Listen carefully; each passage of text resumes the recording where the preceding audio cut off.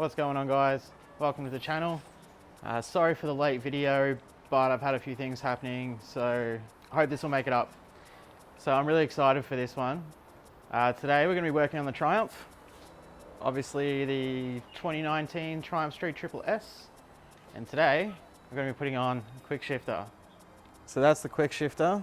I'm really excited for this. Wanting to get one of these for a long time. So finally I've got it. I've been waiting 3 weeks for this. I was hoping to have this last week so I could make the video and have it out on time, but it's now Monday and I've only just gotten it. So I'm gonna quickly do this, show you how to install it, and then you can watch how it actually works on the moto vlog a bit later on in the week. All right, so I'm gonna get into it. Hopefully this doesn't take too long because I really want to ride this and see what it's like. I also went ahead and got a machine billet gear actuator as well. Instead of the plastic one here, I'm assuming it's plastic. Feels like plastic, so I got the machine billet alloy one just because it's just another part to get, and while I've got it all apart, I might as well put it on. Okay, so first things first, we need to take the pillion cover off, take the seat off, undo the tank, which means I'm going to need to remove quad lock. Going to need to take this heel guard off. Probably don't need to do that, but it's going to make things easier. So I'm going to take all that off. Seat's only held on by one screw. Now it says also to unhook the battery. I'm going to wait for a little bit to do that. I want to see exactly what's going on before I do that. All right, now I need to remove the quad lock. Now I'll loosen off the tank, just these two bolts at the front. Now these tank bolts have washers, so don't lose them. Now I didn't think about this too much over the weekend, so I've got a full tank. So now I have to lift it up with a full tank. So it's not too bad. It's not that heavy, but it's gonna be annoying. All right, now I'm gonna take the heel guard off. Now one of these Torx-Spit sets are really handy when you have a Triumph because every other bolt is a Torx-Spit. So just a couple of these to get those off. Mind you, I'm not surprised they actually use Torx-Spits because they look kind of a lot cooler than normal stuff. What do you reckon? Should I get some carbon fiber ones of these? Now I'm pretty sure we just need to take the old rod off. So that's just these little clips here. Just slide them off. There and there. And that should loosen those little ball joints. And it should come off quite easy. All right, so I'm just gonna use a flathead screwdriver and just pull them off. Pretty simple. I didn't know they looked like that, but apparently they do. So make sure you do not lose these because you're gonna need to use them again. Now these ball joints should just pop straight off like that. That one should pop off as well. There we go, and we can slide that out of there. Oh, that's actually pretty heavy. It's got a bit of meat to it. Wasn't expecting that. You're gonna need to reuse these ball joints. So that one there is the end one, and that one there is the one closest to your engine. So the one closest to your engine has a little line in it, as you can see, and the one on your pedal doesn't. So that's how you tell which one that goes on. And you don't need to worry about measuring these or anything. I'll give you all the measurements a bit later on. I'm actually going to change the actuator now as well, just because that'll get rid of that and get that out of the way. Okay, now with the actuator, I don't know if the GoPro can focus on it, but there's a little line right there where this slit goes. So that's how you know where the top is. So once again, you don't need to worry about positioning too much on this because it gives you reference points. So that's off, nice and easy. Now, as with every single part I put on and take off of the Triumph, I'm gonna weigh it. So the actuator, 36 grams. Now, side by side, the new one looks much nicer. So I'm glad I got that. So the old one was 36 grams. New one is 35 grams. So this one weighs 1 gram less. Weight saving goals. All right, so now to slide this new one on. Now I'm gonna reuse the old nut.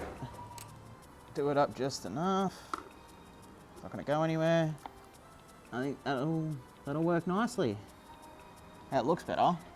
Now we do have to reuse these ball joints, so I'm gonna loosen them off. Pro tip, loosen these off before you take it out. Okay, so one of these is left-hand thread as well. Now to weigh the part that's going to come off. Okay, so that rod is 66 grams. Yeah, that's all that's coming off. All right, so when you have all this out, what we're going to do is there should be a lock nut on this one, on this rod, and we're going to put this in on this side. And we're also going to need the front lock nut off this one, so this one here. There's a little groove in this rod, so we want the wire to run up that groove. So what we want to do is, once that's wound down all the way, as far as it'll go, we back it off a little bit until it lines up with that. Once that's lined up with that, that's where we put our locking nut. So it'll go through like that. Okay, so that's all tight now. So just tighten those up, just so it stays in one place. Okay, now we can put our front locking nut on. Remember, this is left-hand thread. We'll put this ball joint down. So that's one. And then we can put the other one on here as well. This one's a right-hand thread. Then I'm just going to feed the cable in that slot, just like that. Then we have that. All right, now that it's all together, I'm actually going to weigh this now. Okay, so the whole thing together weighs 124 grams. Yeah, obviously we knew it was going to be heavier because it's got this whole extra thing to it, but that's fine. It's only 60 grams, so that's pretty good. Okay, so we need to measure 6 millimeters of thread. So we want 6 millimeters of thread there. So then we can put that on there like that. Now, I want to point out that that 6 millimeters is only for this bike and a couple of others. Some of the older bikes that run the same shifter have 8 millimeters. So make sure you check on triumphinstructions.com before you actually do all this. And with the other end, we actually need to make it 208.5 millimeters long from the bottom of the ball joint to the bottom of the ball joint. So that's why we need the 6 millimeters there. And then we're going to adjust the other one to make up the difference. That's what we want to end up with. So from bottom of the ball joint to bottom of the ball joint, that's 208.5 millimeters. Okay, now we can add it to the bike. Now, I haven't actually tightened these up yet because I want to actually have it all in place first. In the shifter hole, where the actual quick shifter goes, we have to feed the wires through first. So that goes through all the way. Then I guess we can pop that on. Okay, so that's all just popped on. I haven't actually done anything up. It's just sitting there, just so I can get everything right before it gets done up. Now we can refit these little wire clips. There we go. So pop those on. Okay, now we can tighten the lock nuts so it doesn't go anywhere. Make sure that's all in place properly. Okay, so that's all tight now. Not going anywhere. This is in the instructions to wrap the cable around like that. So that's what we're going to do. Okay, so now I've got to lift the tank and see where all this stuff is. Oh, I'm going to need something to hold that up. Okay, so I think I found where it connects to. Bad news is it's on the bottom there, under there. So we're going to need to actually undo this and lift the tank all the way up. So pull that long ass one out. Okay, pull that out as well.